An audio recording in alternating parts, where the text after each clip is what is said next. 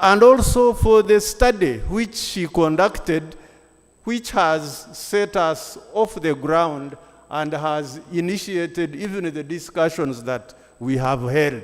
It's a foundation because many of these presenters had to access her results so that they can contextualize their presentations. So thank you very much for setting the ground.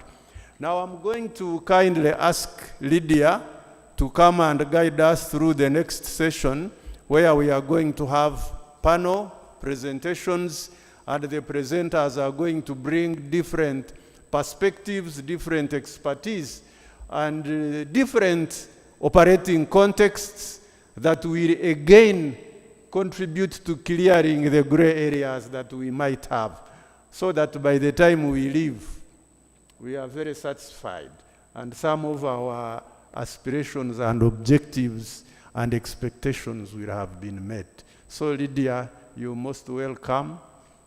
You usher in the panelists and set the ball rolling. Thank you.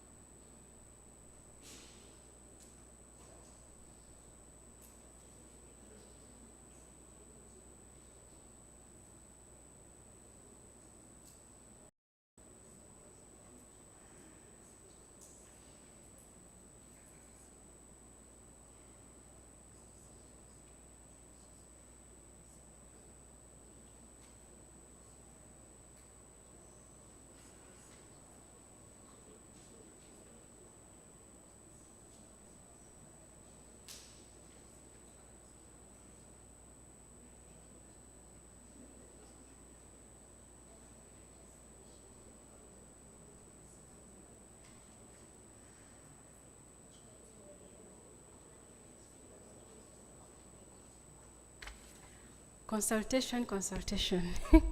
Hello, good afternoon. Hamjambo. How was lunch? How was the morning? How was the afternoon? We missed me? I am back in full swing. So we are going into our panel discussions, and our panelists are ready. We are going to have experience sharing from Tanzania, who are way ahead of us, but I promise that in the near future, it might be ahead of you. We are coming for you. So we have our panelists from Tanzania and from Uganda, and we are going to use this afternoon to share about the perspectives of RPL based on Tanzanian experience, but also the future, what is the optimism for Tanzania, but also the journey for Uganda, what can we expect to see after here, what perspectives, what comes to your mind, what's the point of view. So I have from Tanzania, Dr. Sempeho Safu. He is the Director of Research Institute of Adult Education, and he's going to explain the importance of RPL in the perspective of Tanzania and share about his role and his institution's role, the experience they made, and the challenges they went through, and what challenges they may be facing currently, priorities or wishes. Dr. Sempeho, please step forward. Thank you so much. Also from Tanzania, I have Dr. Oleke. Dr. Geoffrey Oleke is the Director of Quality Assurance at the National Council for Technical and Vocational Education and Training in Tanzania. He holds a PhD in agricultural economics and is an accomplished leader in education, research, and quality assurance. He has driven transformative reforms in technical and vocational education and training, aligning systems and international standards and labor market demands. He has been instrumental in advancing Tanzania's participation in world skills training and conducting labor market research to address skills gaps and key economic sectors. Dr. Oleke, please step forward. We are enthusiastic to hear from you.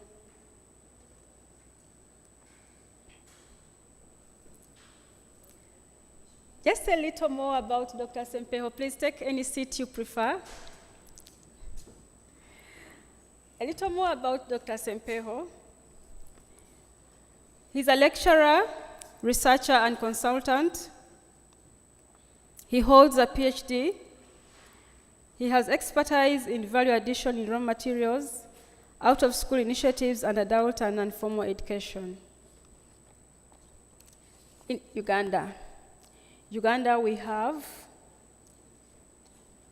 Miss Akelo Harriet. Harriet is a principal literacy officer at the Ministry of Gender, Labor, and Social Development with experience of over 15 years in adult and community education. She has been a key instrumental in developing policies and guidelines at the ministry. We have uploaded our literacy policy. She was part of the development team of that policy and many other policies in the ministry. We call her Mama Aikoleo because of the passion she has for the Aikoleo program and the babying she has given to the program from scratch. Harriet, you are welcome.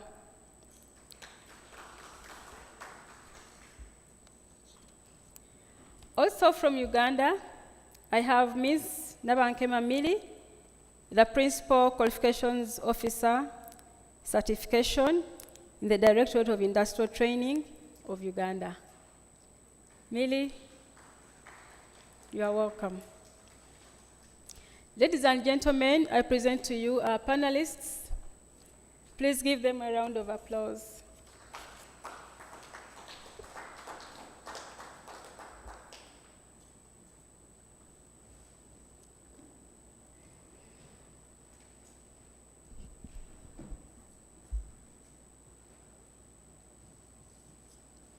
So we are going to use this afternoon for our panelists to focus on the role of the institution that you are representing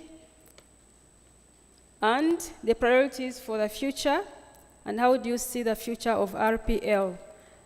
Professor Nwagaba. So, do we kickstart the panel? Okay. I think we would like to start with Tanzania, since Tanzania is already there. I will start with Dr. Sempeho to take us through the Tanzanian experience and your role and what you are going through right now. What do you see, the future, and maybe the challenges you're facing, the things that we should know as we also embark on this journey.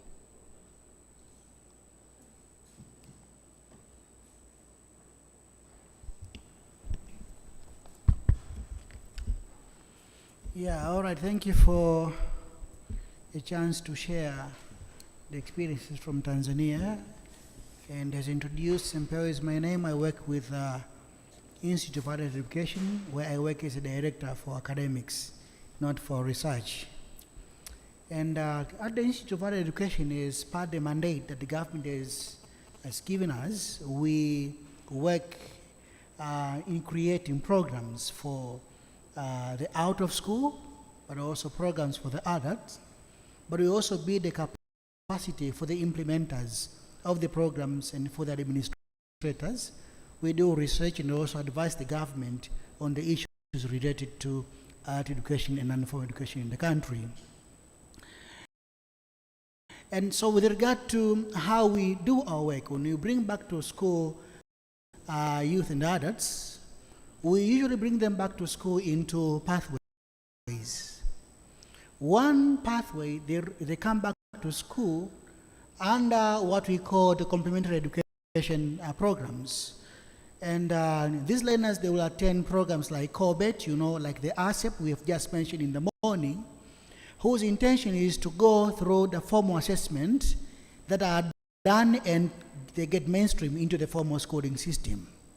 And so with this, we have a very nice education ecosystem in the country that accommodates learners in this path.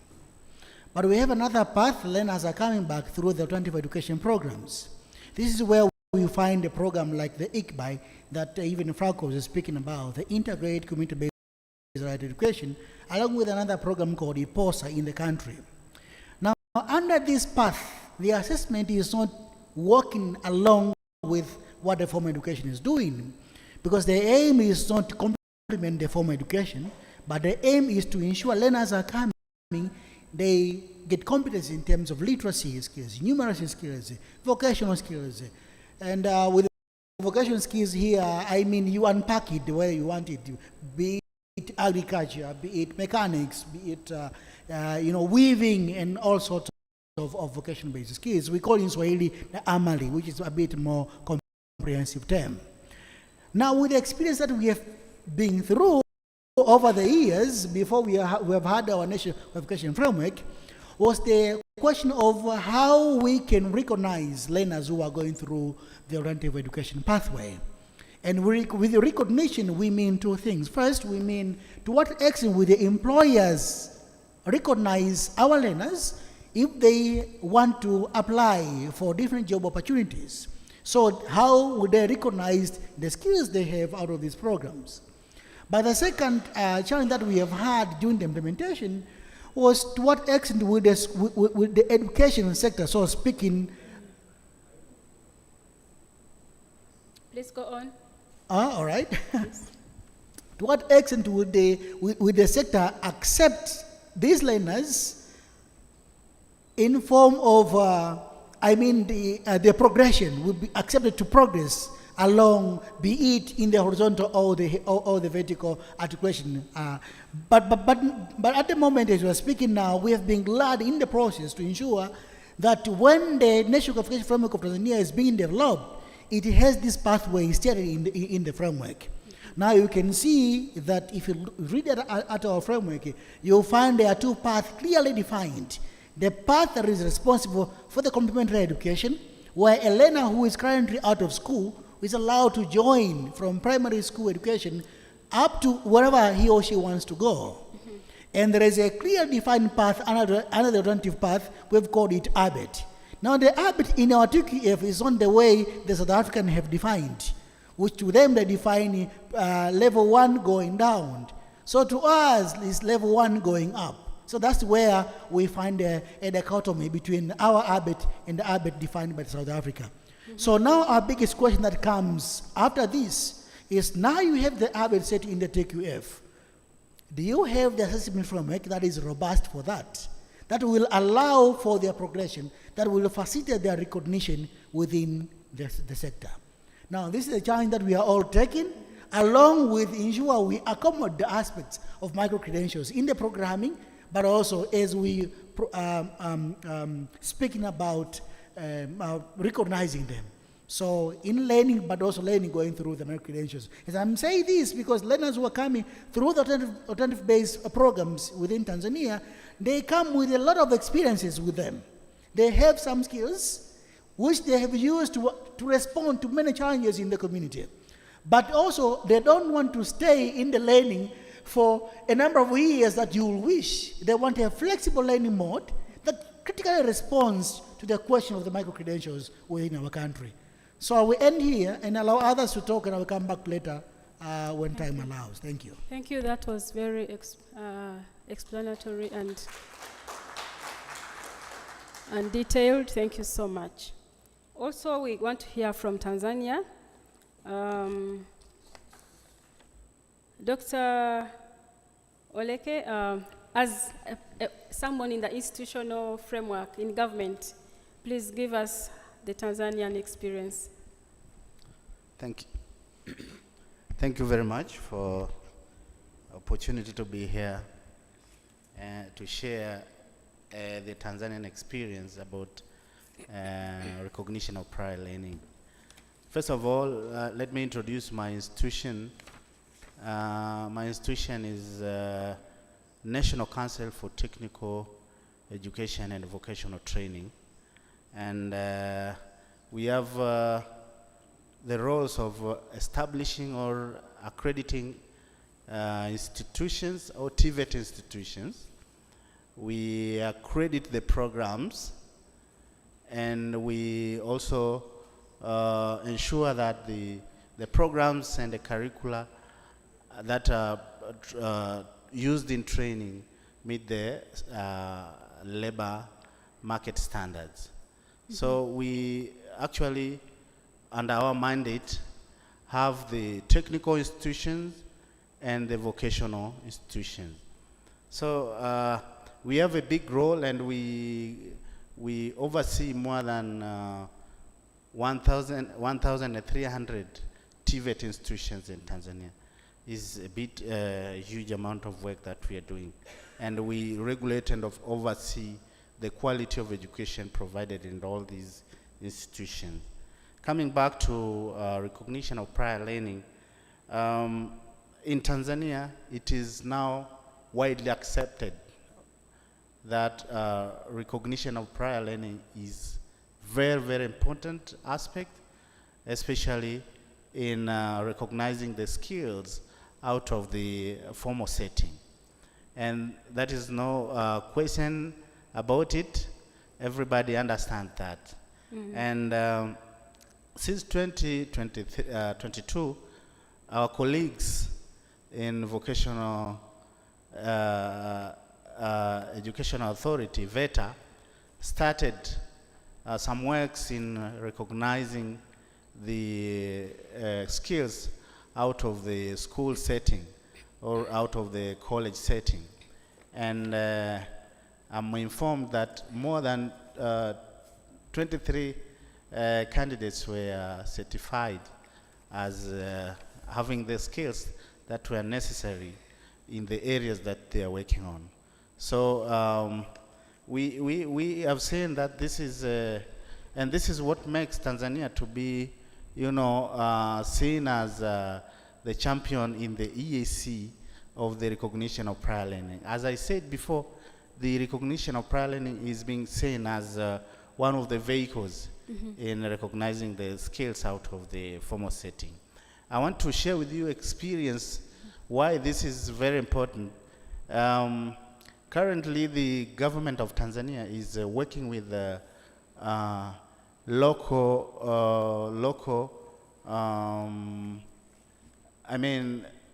people with skills. We call them local fundis. Artisans. Artisans.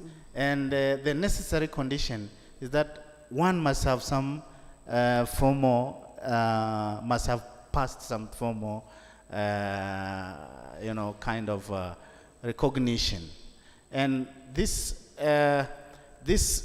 arrangement still leaves out people who are never recognized. And having seen this, many people, many of these artisans that were not formally recognized were seen to be complaining. And when our colleagues VETA introduced this, a lot of people applied for this formal recognition. Unfortunately, most of these programs were donor funded. They could not embrace a large number of these informal artisans so that they could seize opportunity in the government programs that need local fundi who has some form of certification. So that was seen as the bottleneck. But in terms of awareness, the awareness that was created by VETA was actually widely accepted by these local. That's why we've seen a big number of people applying for this. So despite these success stories that we've witnessed in Tanzania, there are still challenges of equating this recognition that have been done by VETA to the qualification framework, because otherwise these people need to be accredited and be equated whether in level 1, NVA 1 National Vocational Award, level 1, 2 or 3. So they kind of remained with the certificate of attendance or recognition, but the certificates are not equated to the level that they must be put in. So that's the challenge that we still need to resolve. And how will that challenge be resolved? That challenge can only be resolved by an accrediting body, that is NACTVET, to come up with a framework that will see that these people who have been recognized are actually equated to NVA level 1, 2 or 3. So that's the gap that we still have in Tanzania. And I know our colleagues in TCU have attempted to do that. At some points, there was some political interference.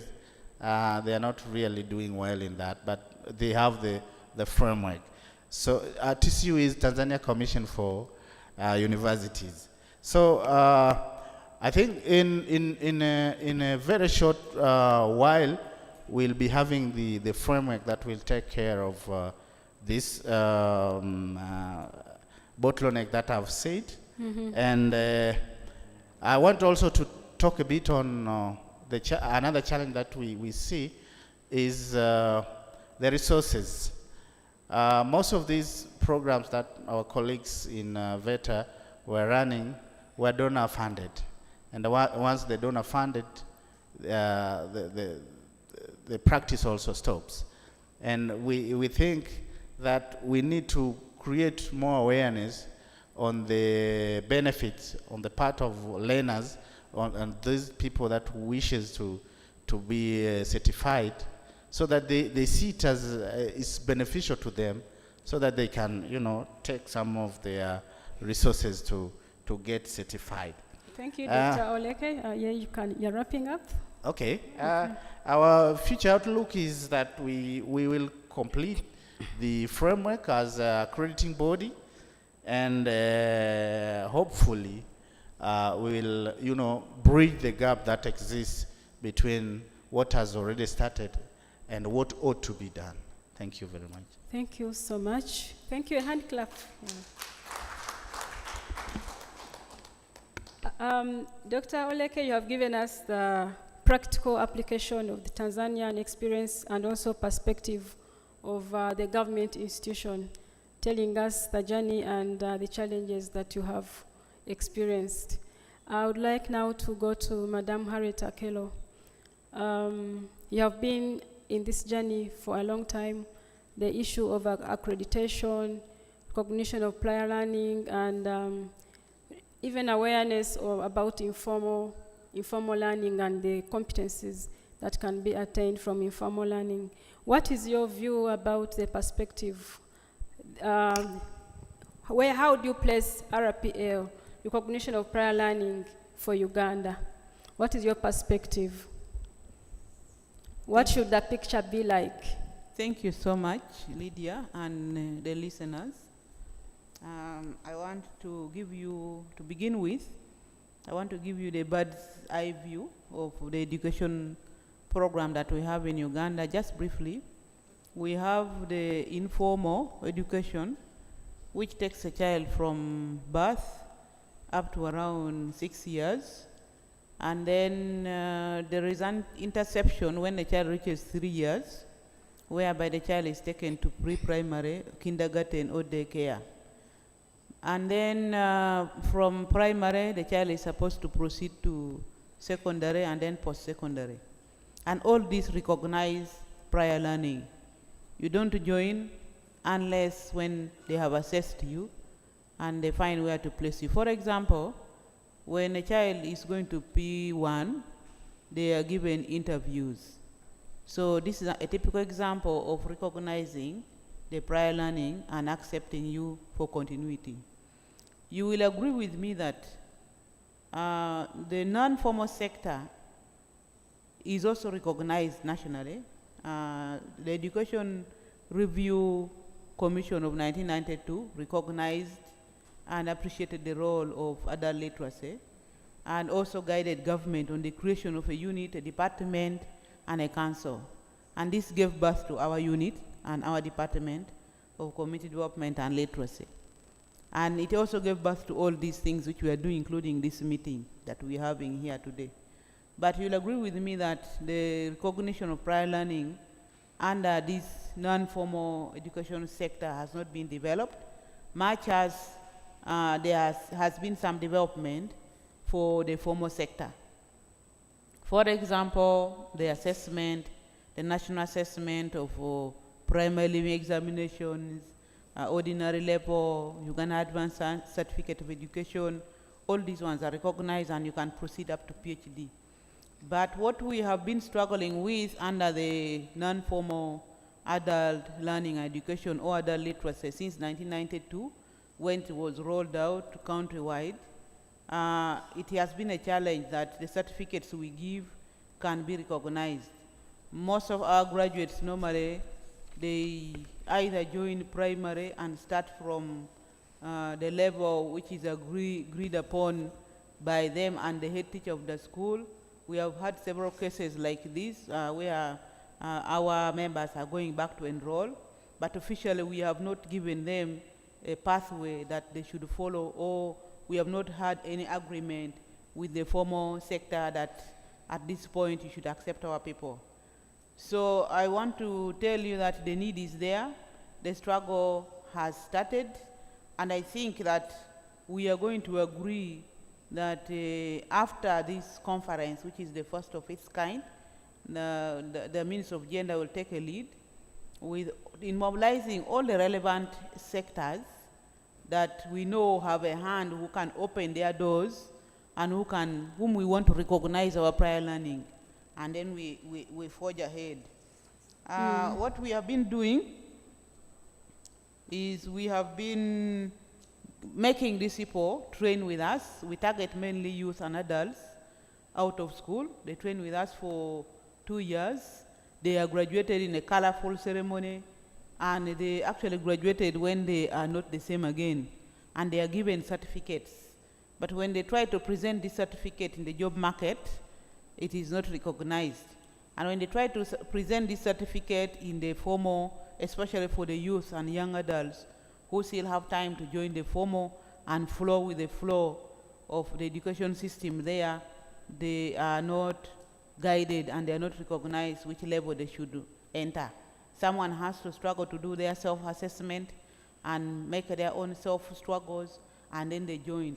So this is where I want us to conclude that the time is here that Uganda, we have now to harmonize here and there with our partners, the key sectors, and then we should start simple, and then with time we can make it complex. Thank you so much. Thank you so much, Harriet. A hand clap for Harriet. Thank you so much, Harriet. Well, we have been doing adult literacy for many years. Our learners, graduates, are not recognized in the marketplace and in transitioning to other forms of learning.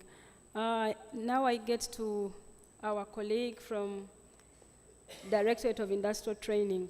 You are better placed than the ministry's programming.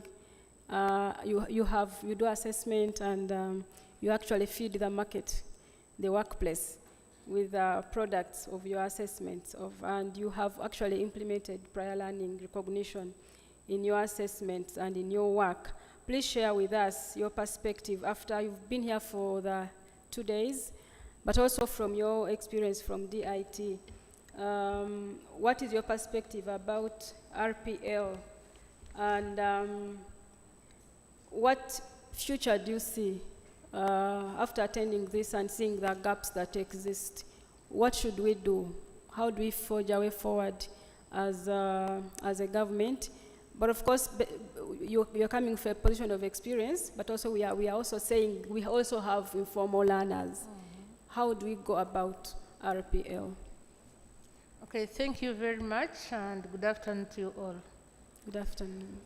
DIT, that is Directorate of Industrial Training, which gets its mandate from the BITVET Act of 2008, page 9 through 10, whereby we have to develop the occupational profiles, and then we go further to assess and award certificates of competence to different levels of assessment. DIT, we also follow the Uganda Vocational Qualifications Framework, and that's why all our certificates, they have that Uganda Vocational Qualifications Framework. Where we are, as in RPL, way back in 2011, DIT started on the journey, though the workers' pass, that is workers' practically acquired skills from the informal sector. So it was piloted by UGAPRIVI, Uganda Association of Private Vocational Institutions. Then when it came to 2016 September, it came back to DIT. So what happens, because DIT has the mandate to develop the occupational profiles, they start from the world of work. And then they work with artisans, then companies, plus instructors, vocational training institutions to come up with the profiles, so that each and every assessment that is conducted by DIT, it follows the standards. Now, what happens to RPL? We do recognize, we validate, we assess and award a certificate confirming the skills and competences of a given candidate that has been assessed. So a given occupation, for example, I can say motor vehicle mechanic. You find that there are many modules. For example, general service, wheel system, steering, suspension, and others. So you may find that this person from the informal sector has acquired skills, maybe this time around in general service and wheel system. And that person can present himself or herself for assessment. Then later, after some 2 years, can come back that, oh, I have gained more competences and skills in maybe area of the engine and maybe transmission. So most stamps are put there. So we went further to have an online database whereby all candidates, we do post his or her details and then the performance.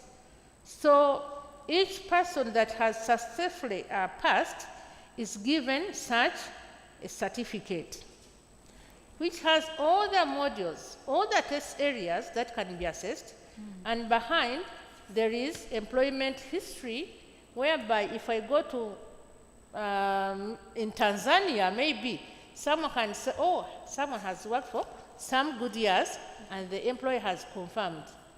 The beauty again is that every candidate that has passed gets a unique number. So when you go onto the website of DIT, and DIT has given you such a certificate, your employer can ably confirm your details by paging in this number onto the website. So we have done that, and it's very inclusive. We have worked with many companies, many small organizations and NGOs. They have been really supportive to roll out this type of assessment. And now, yesterday, I found out that for us, DIT, we are based on vocational skills. Yes. So, yet there is another sector, for example, those who go from primary, they stop somewhere, they not reach P7, how can we care for them? You get? So it came to me, to my understanding, that we need a general national qualification framework whereby even these people can progress vertically. So what we have inside here, it depends on a given occupation. For example, tailors, welders, hairdressers, we have level 1 and 2. When they are profiling these assessment and training packages, they go further to ask who is a level 1. Remember the presentation of Dr. Asiga. He was talking about level 1. For DIT, when you go level 1 and you pass, it means you can work under maximum supervision. When you go level 2 and you pass, you can work under minimum supervision. But again, when you go to level 3, then you are a supervisor. You get? So level 4, you are a manager. So that's what I can say about workers' pass. This is where we have reached. The missing link at DIT, possibly, how to link these workers to the world of work. You can be having this, but how about bidding? Because you have a document. So if we can create a link to the outside world, people to search for workers, it will be very superb. And again, getting the national qualifications framework. It is going to be so good to us to see how these people can go upstairs. Yes. Yeah. A hand clap for Millie. Thank you, Millie. From your viewpoint, I see what Shirley talked about, micro-credentials, how we stack up, do this for 1 year, do another one, keep collecting your papers. And would like now to see, can we add up to something bigger? Can it be called a certificate in something or a diploma in something? But also, coming from DIT, that is now one industrial viewpoint. Your line of work is industrial work, artisans, and yet we recognize that there are other many various forms of learning out there. So we all agree that we need a national qualifications framework where we can bring all this together and maybe create a pathway. How can they transition from DIT to formal, like to the university or to a vocational training school, or maybe do something better. So, and also with that nice book, how can they work in Tanzania? How can they work in another country? I think it's very innovative and very creative. Thank you so much. So I would like to open the floor for our dear participants to comment or ask questions about what has been shared from Tanzania and from Uganda. I'll need a microphone going around. Thank you.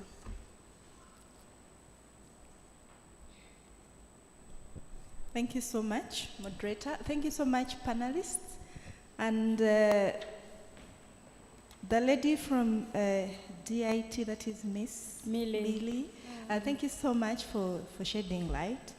And of course, for letting us know that we actually have a vocational qualifications framework. And I liked her singer where he said we shouldn't start from scratch.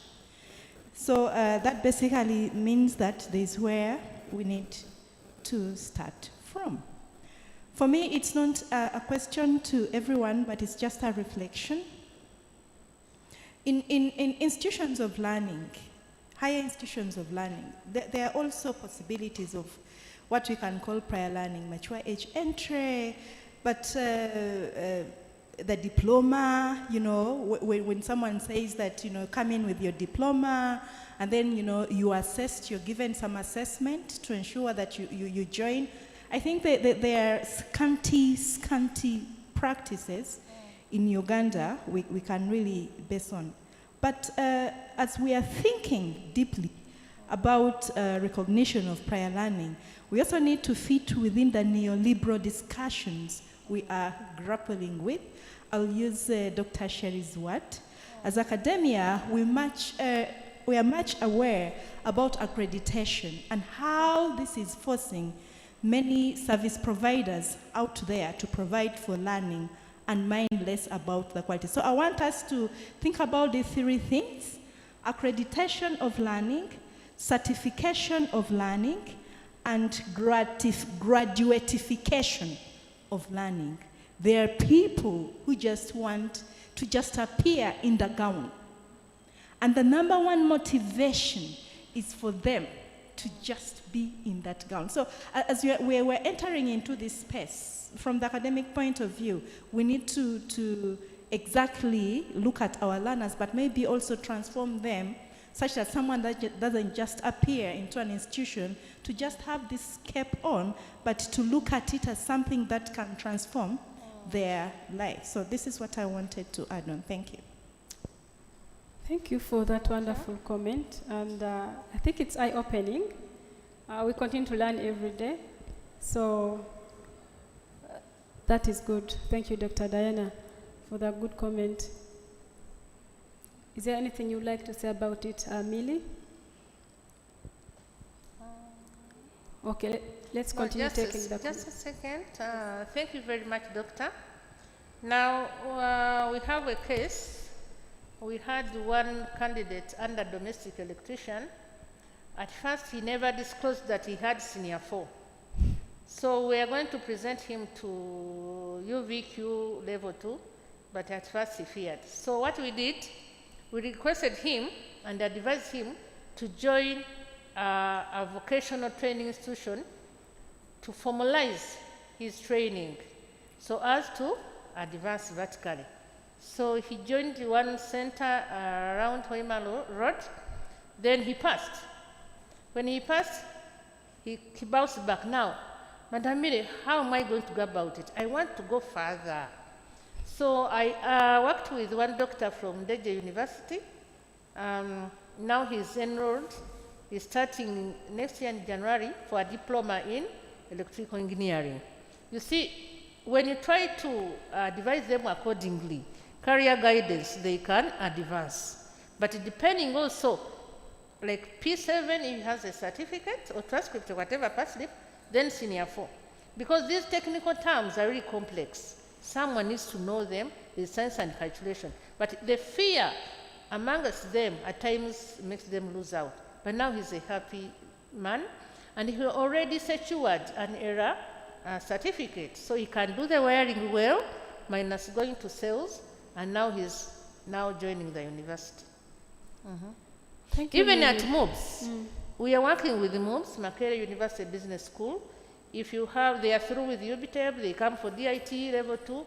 You see, when you are from UBTEB, you get your craft 1. The norm has been, you can go for level 2 DIT. It is comparable to senior 6.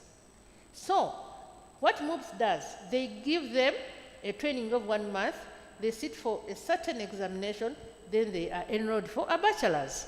So just modalities of how to do things right. It's the way to go. Thank you, Millie. I would like you to comment about the language of instruction.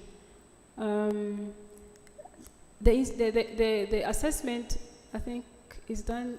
If I'm to join the formal institution, then I have to. It's English.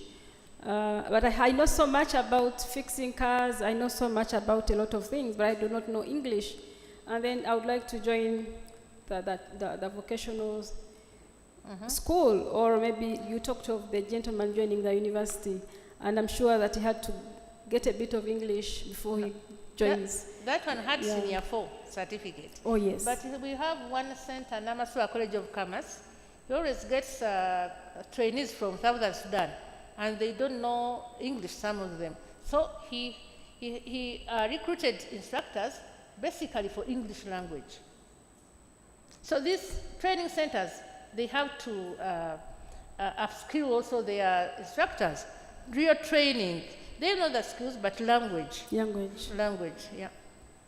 And that's where we come in and say, okay, we are training languages. We are training reading, writing, and numerating under our adult education programs.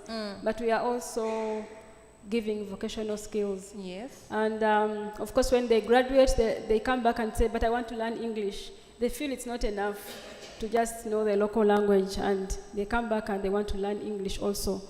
But also that is a gap that we are also trying to address, that they feel more valuable if they can express and write and read in English than only in their mother tongue.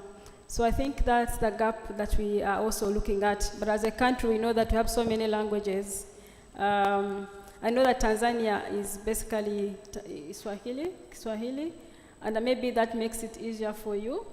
But we have 56 local languages, and our formal language is, the national language is English. So, however, the instruction is done in the local languages. There's so many local languages. So we have that constraint. So I'll get back to the audience for further comments and questions. Yes, Joseph. Yeah, thank you so much, dear panelists from Uganda and Tanzania. Yes, I would like to ask specifically Madam Miller from the DIT about the fact of guiding and counseling. Sometimes we ask by people who have passed through our literacy and numeracy classes, and they say that, yes, I've received this certificate, but I want to go to Makerere. Actually, they don't talk about Chambo, go on the J, they say, we want to go to Makerere. So they actually look at us for guidance. Now, something I've learned is that literacy and numeracy that we are promoting should be functional. Someone studies, is able to read and write so that he can do something. For example, bakery, hairdressing, tailoring, and the rest, so that he can be streamlined into almost formal, that is your assessment, the DIT assessment. So that after that, he's able to get skills for employment to begin with, but also skills to do and run his own or our own business. The idea of having them enter into a formal arrangement is almost a dream, because you are very clear that someone with literacy and numeracy may not be able to join primary education, for example, because of the language barrier that Madam Lydia has mentioned. Therefore, we also need to design a student's pass, because the IT is having a worker's pass. That is for, you say that for workers. But now, we also need, someone has graduated from DIT with a certificate, but they want to continue with other advanced vocational studies. So what do you think? I think we need to have that pass. For me, I'm calling it a student's pass.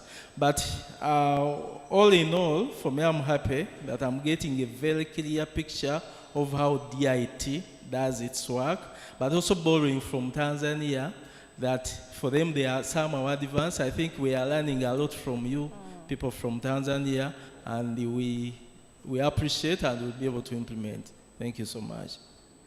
Okay. Thank you. Thank you, Joseph.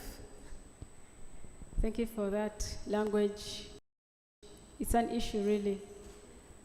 But also people saying, I want to go to Makerere, as if the other institutions do not matter. Thank you, Lydia. And I wanted to contribute on issues related with language as a barrier. On my side, I can say language is not an issue. Trace years back, we had our parents, our relatives, they didn't know how to read, how to write. But what was used was just science. And if we have math disciplines assessors, or if we have expert or qualified experts, they will have different techniques of assessing those who will be qualified to be recognized their skills. Okay, language is not an issue. Multilingual, multidisciplinary assessors are important. I met, there is a university called the Africa Institute of Music. It's in Lubowa, and they train musicians, singers, people who do music. And it's well equipped, and they have very good instructors. But I met the director, and she was telling me they face a challenge because many Ugandans prefer to have a paper from Makerere. Though she despises the people who do music from other institutions and says hers is much better, but people devalue her because they think the institute has no name, but they want a paper that reads Makerere on it. So where we value